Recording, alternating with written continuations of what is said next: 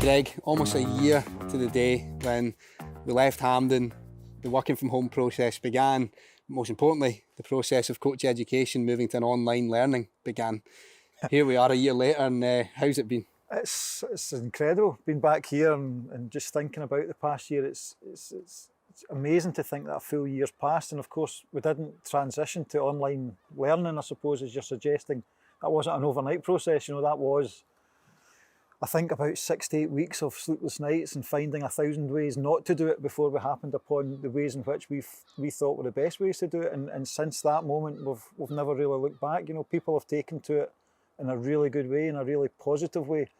And we've been able to educate coaches at all different levels of the pathway, given the online transition. Yeah, we've seen so many coaches learning online. We're seeing courses week after week at the moment. But if we go back to that initial period you're talking about, where it was sleepless nights, that process was, I'm sure, a big challenge for everybody in the team that took time to get it to the point where it was ready to go. Nobody knew how long the pandemic was going to last either. So it was at the time really just trying to give an offering of something to those that were in the middle of courses. But then, of course, that became quite well received. So we started offering new courses off the back of that as well. And one thing just kind of led to the other. And before we knew it, people were in a state of flux, I think, because nothing was happening. The only thing you were allowed to do was go out and walk the dog. People weren't working. People didn't have, their normal football provisions. So they did then look elsewhere. And, fortunately, we were able to offer that service of coach education. But also, when you think about the coach's job and their lives out with actually going through the coaching badges, we're seeing coaches join us from all over the world at the moment as well, which is something that you would probably not have seen before. So, yes, we don't want to sit here and say it's been a hugely positive because there's been so many challenges of COVID, but there are things that probably have been discovered and found that might not have happened. Yeah, absolutely. And I think what we perhaps did in the past was we would maybe condense courses to allow, as you say, people to travel over, but we just, time zones, for example, and somebody did joke with me, Greg, is there any chance we can put a course on at midnight, because that'll hit the US market. But, all joking aside, that almost did become the case because there was so many different countries. But again, I'm back to the breakout rooms because it was so good being able to stick people in breakout rooms and somebody from Denniston in Glasgow then being able to listen to someone from New York in America or someone from, somewhere in Portugal. So that whole learning environment, that community of practice that brought together just gave in some instances, a better learning environment. So yeah, it certainly has kind of gone worldwide. It's incredible, the scope of it now.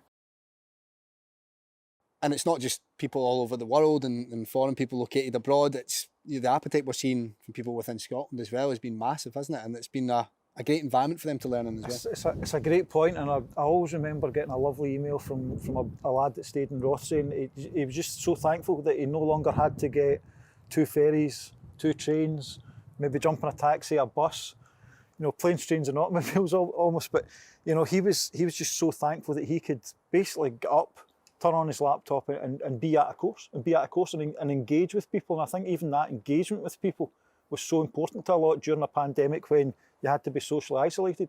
So even from that, and I know we launched a mental health course as well, but things like that were just so important to people to be able to interact, albeit while we're offering online provision. And it's just been so impactful in so many ways.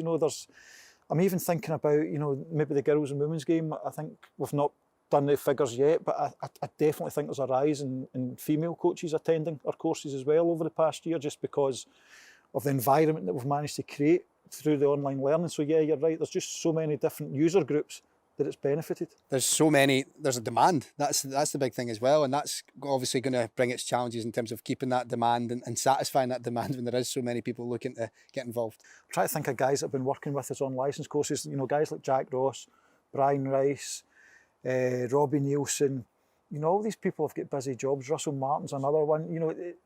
The online offering actually gives us, I think, more access to these people at times, because normally we'd be asking them to travel to Hampden or travel through to Oriam, and that's difficult sometimes, right, for these guys. So, but it's easy for them to jump on Zoom. It's easy for them to finish on the training pitch and then being able to jump on Zoom or being able to jump on a webinar and being able to give that input and interact with the course candidates. So in a lot of ways, whilst it's perhaps not as good as the in-person learning, it's given us, as I think you're suggesting, it's given us a lot of better access to better people. There are some things that can't be replicated online, of course.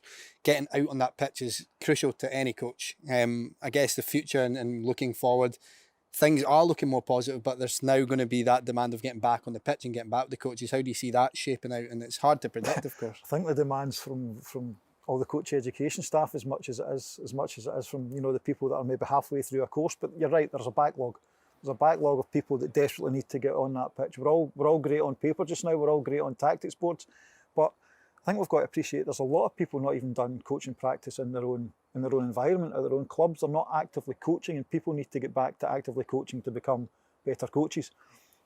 I always joke about there's probably a PhD study to be done between people that have done online so much and now need to transition back to the pitch, as opposed to people the kind of old-fashioned way. If you look back to even as close back as 18 months ago, that we're all doing it in person and on the pitch. So yeah, as much as we've opened up, as if you like, to many people, we do need to get the people on the pitch, and that's the next challenge for us. And that's another big challenge, because as you said, they are coming from all over. We don't know what the tier system's even going to look like. We'll hopefully somebody from Aberdeen be able to travel down to Glasgow or Edinburgh for that coaching practice. So it's just about teasing that out again, but we'll find a way. We found a way a year ago, and we'll find a way again. Yeah. What do you believe then, as we wrap up, Greg, that through all this, as we reflect on a year ahead, but we're also talking about what's to come, what has this done for coach education in terms of it's changed so many things, but looking forward,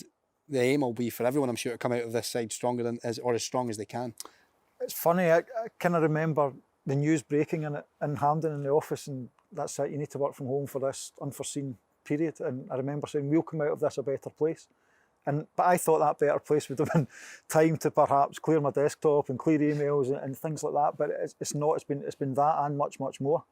So what will come out of this is, I think, as I say, I think the people that we've been able to have access to, the people that we've been able to work alongside, the people that we've consulted with, we've launched an undergraduate degree at Napier as well. All those types of things that will come together and give us a better understanding of the kind of community. It's given us, as I say, greater access to people, and sometimes that's needed, and that better informs then how we deliver our coach education courses. So the next one is, we've always been in person, or we've always been on the pitch. We're now, or just now, always online. So the next part is that blended learning, that kind of trendy word of blended learning, and blended learning is essentially a mix of the two. So how do we mix it? What courses do we mix it for?